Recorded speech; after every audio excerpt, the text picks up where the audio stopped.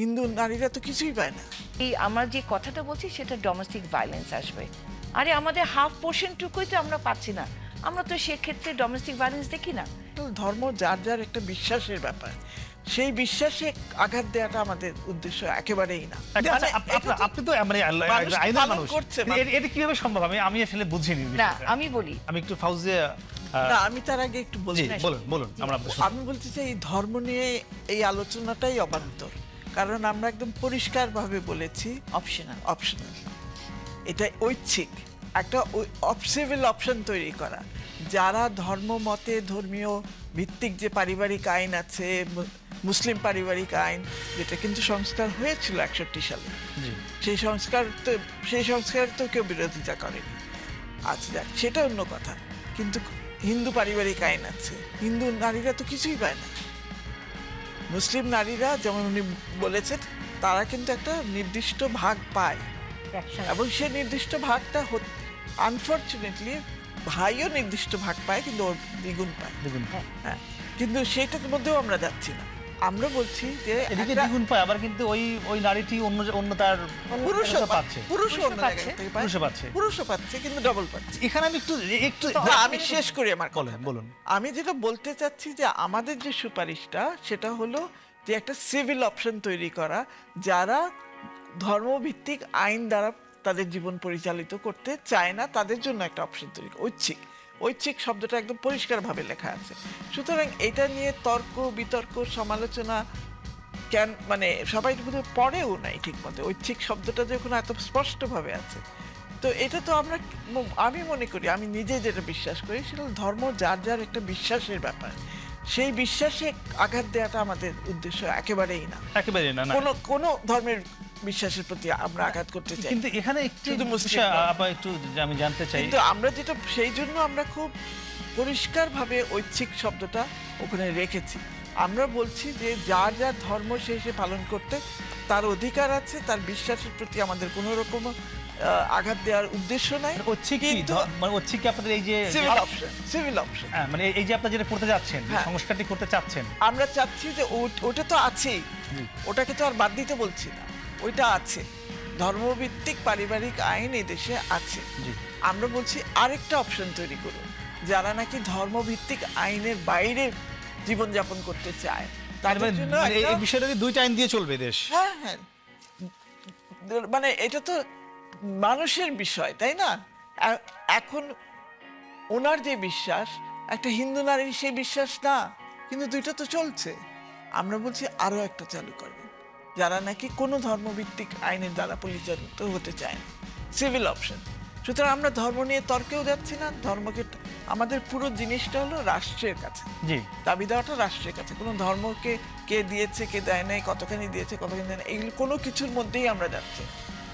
মানে এটি পালন করতেও পারে, সে চাইলে আইনটা নাও মানতে পারে। অবশ্যই। আপনি তো মানে আইনের মানুষ, এটা কিভাবে সম্ভব? আমি আসলে বুঝিনি না। আমি বলি, আমাদের যদি মানে শব্দটা পড়ছি আমি, শিরিন যেটা বললেন, অভিন্ন পারিবারিক আইন ঐচ্ছিক করা, মানে পারিবারিক আইনটা ঐচ্ছিক, অপশনাল হবে। I can choose both. যেমন এখন যদি একজন পিতা মারা যান, যদি তার দুটো মেয়ে আছে, ছেলে নাই কিছু নাই, মারা যান, মেয়েদের সম্পত্তি উনি যদি হিবা না করেন, মেয়েরা কিন্তু সম্পূর্ণ সম্পত্তিটা পাচ্ছেন না। সেক্ষেত্রে কিন্তু অনেক সমস্যা দেখা যাচ্ছে। যদি আমরা বলি যে ধর্মীয় আইনে মেয়েরা অর্ধেক পাবেন, সেক্ষেত্রে কিন্তু আমরা দেখেছি যে একটা হয়তো বাড়ি আছে বা দুটো ঘর আছে, সেখানে দুটো মেয়ে আছে, ওখানে চলে আসছে তার অন্যান্য শরিকগণ। যদি ইসলাম আমরা পুরোপুরি মানতে চাই, সেখানে আপনি ঐচ্ছিক মানে অপশনাল আমি করতে পারি। আমি ইচ্ছা করলে ইসলামী আইনে নিয়ে যেতে পারি, আমি ইচ্ছা করলে ইসলামী আইনে নাও করতে পারি, অন্য কোনো ধর্মীয় আইনে আসতে পারে।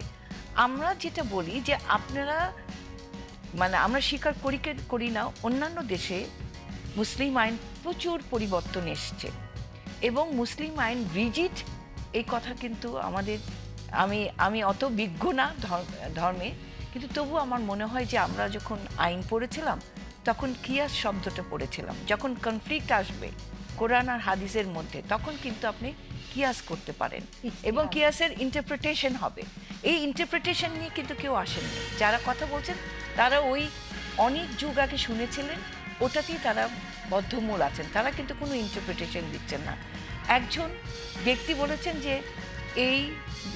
এই আমরা যে কথাটা বলছি সেটা ডোমেস্টিক ভায়োলেন্স আসবে। আরে আমাদের হাফ পোর্শনটুকুই তো আমরা পাচ্ছি না, আমরা তো সেক্ষেত্রে ডোমেস্টিক ভায়োলেন্স দেখি না। কারণ বোনরা কি করে, যখন ভাইরা দিচ্ছে না অর্ধেকটা, সেটাও তারা আর ঝগড়া বিরোধ করে না, কিন্তু পাচ্ছে না। তো সেক্ষেত্রে আমরা কি ইনস্ট্যান্স দেখাতে পারবো যে ভদ্রলোক এই কথাটা বলেছেন যে প্রতিটি ঘরে এখন বিরোধ বাড়বে? মোটেও না, কারণ আমরা এখনো সেই দৃষ্টান্তমূলক কোনো দৃষ্টান্ত দিতে পারেন নাই। তো সেক্ষেত্রে যেমন বিদেশে, আমি নিজে এটা ভালো করে জানি, আমার মেয়ে বাইরে যখন বিদেশে বিয়ে হলো তার, I had to get her married under the civil law. তারপরে I had to get her married under the Islamic law. তার মানে তার সিভিল লটাতে সে বিয়ে করেছে আর তার ইসলামিক লতেও সে বিয়ে করেছে। তার মানে না যে সিভিল ম্যারেজ করেছে বলে she will be disentangled বা তার বিয়েটা বৈধ না। কিন্তু ওই রকম ক্ষেত্রে যখন দেখবেন যেখানে মুসলিম মানে কাপলরা যখন ডিভোর্স হয়, তারা কিন্তু ইসলামিক লতে তারা কিন্তু ম্যারেজের কম্পেনসেশন নেয় না, ডিভোর্সের কম্পেনসেশন নেয়। They opt for the civil one, because civil one gives you equal share, equal custody. এই কারণে কিন্তু দেখবেন যে আমেরিকায় অন্যান্য যে দেশগুলোতে আছে যেখানে সিভিল লতে বিয়ে করছে, ইসলামিক লতে বিয়ে করছে, they don't run for a Islamic law code, they run for a civil code. কারণ এখন যে আইন আছে এই আইনে কি আমাদের দেশের নারীরা তারা কি সম্পদ কম পাচ্ছে? আপনাদের কি মনে পাচ্ছি, সম্পদ তো পাচ্ছি না, সেটি তো মানছে না অ্যাকচুয়ালি। সারা দেশে যা সম্পদ, সম্পত্তি তার 4% পাচ্ছে, সম্পদ তো পাচ্ছেই না। না সেটি হয়তো মানছে না, কিন্তু আইনে কি কম দেয়া আছে? আমি সেটা না, আইনে কম দেওয়া নাই, কিন্তু একটা ভদ্রমহিলা 20 বছর পরে বিয়ে হলো, 20 বছর পরে তাকে যদি রাতের অন্ধকারে একটা প্রিন্টেড কাগজে তালাক দিয়ে দিল, তাকে বের করে দিল, আপনি খালি তাকে 3 মাসের ইদ্যৎকালীন টাকা দিবেন। আর দেনমোহর হয়তো 20 বছর আগে ঠিক হয়েছিল 3000, ওটাকে 20 বছর পরেও 3000 টাকা গণ্য করা হবে। তাহলে ওই মহিলাটা 20টি বছর তার ওই সংসারে দিয়েছে, প্রতিটি জিনিস সে নিজের প্রত্যেকটা নিঃশ্বাসের সঙ্গে সঙ্গে সে সেটাকে তৈরি করেছে, সে বসবাসযোগ্য করেছে। তাকে যখন বিদায় দিচ্ছেন, কোরআনে তো অনেক কথা বলেছে মাতার কথা। কই, যারা এত আন্দোলন করছে তারা তো মাতা নিয়ে কোনো আন্দোলন করছে না, যে একজন মহিলাকে যখন আপনি তালাক দিবেন, যততত্রভাবে তালাক দিতে পারেন না, তাকে সসম্মানে আপনাকে ত্যাগ করতে হবে। যদি তাকে কোনো জায়গায় না রাখতে পারেন, তাহলে আপনাকে ব্যবস্থা গ্রহণ করতে হবে। মালয়েশিয়াতে একজন মহিলার, মুসলিম মহিলা যদি ডিভোর্স হন, উনি হাজবেন্ডের ম্যারিটাল প্রপার্টি থেকে 50% পাচ্ছেন। ইন্দোনেশিয়াতে পাচ্ছে, সিঙ্গাপুরে পাচ্ছে, যেখানে শরিয়া কোড, ওগুলো কোডকে শরিয়া কোড বলা হয়, তারা অর্ধেক দিচ্ছে। এটা নিয়ে তো কেউ মাতামাতি করছে না আমাদের দেশে কোনো। এই যে যারা রাজনৈতিক দল বলেন, যারা ধর্মীয় যারা এইসব বিস্তার করছেন, যারা বলছেন, তারা তো একবার বললেন না যে 20 বছর একটা মহিলা যখন বাংলাদেশ থেকে বের করে দেওয়া হচ্ছে তাকে বাড়ি থেকে, তাকে আমরা কেন ন্যায্য কিছু দিতে পারছি না? যেটা আর কত শতাংশ আপনার কি মনে হয়? এই যে 20 বছর পর বললেন রাতের অন্ধকারে একটা কাগজের সাথে অনেক, আমি ব্যক্তিগতভাবে আমি বলবো ইদানিংকালে এটা ফ্রিকুয়েন্ট হয়ে গেছে, র্যাম্পেন্ট।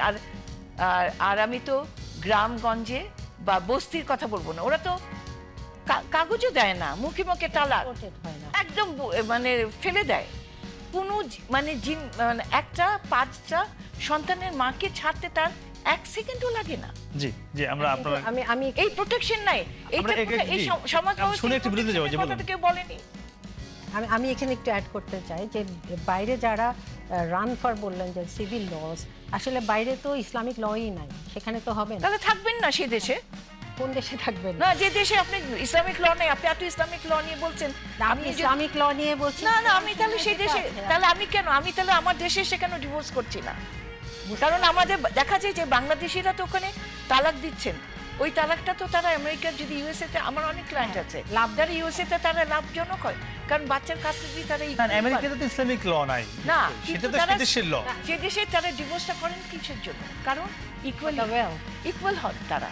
না না মানে মানে আপনি বলছেন সে দেশের যারা বাংলাদেশি মানুষ আছেন তারা তারা তো বিয়ে করছেন বাংলাদেশে, তারা তো এসে তালাক দিচ্ছেন না বাংলাদেশে। মানে ওখানে কোনো সম্পদ পাওয়ার জন্য করছেন, হ্যাঁ, definitely। সেটা নিশ্চয়ই তার প্রবলেম যে থাকছেন তার হ্যাঁ, তো problem। ওই আপনি সুযোগ বুঝে সুযোগটা নিতে চাচ্ছেন, কিন্তু যখন আবার আপনি ধর্মের কথা বলে আবার আপনি অন্যদেরকে সেই সুযোগটা দিতে চাচ্ছেন না, সেটা তো সঠিক না।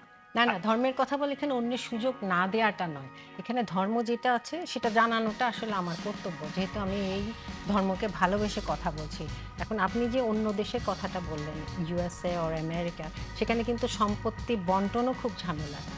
যেমন ধরেন আগে যেটা দেখেছি আমরা, হয়তো জাস্ট প্রথম চাইল্ড যে সে পেত অথবা শুধু স্ত্রী পেত, এরকম কোনো বাঁধা ধরা রুলস ছিল না। এরকম রুলস ছাড়া এখন যেটা 50-50 হচ্ছে, ওটার জন্য যদি আমরা যাইও, এটা অবশ্যই আমি বলবো যে এখানে তাহলে আমাদের আলেমদেরও মতামত নিতে হবে, যেহেতু আমরা একটু আচ্ছা এটি আমি এই আপার কথাটা ধরে একটু জানতে চাই আমি মালয়েশিয়া তো এস্টাবলিশ আলেম আছেন, Indonesia is a Muslim country. তাও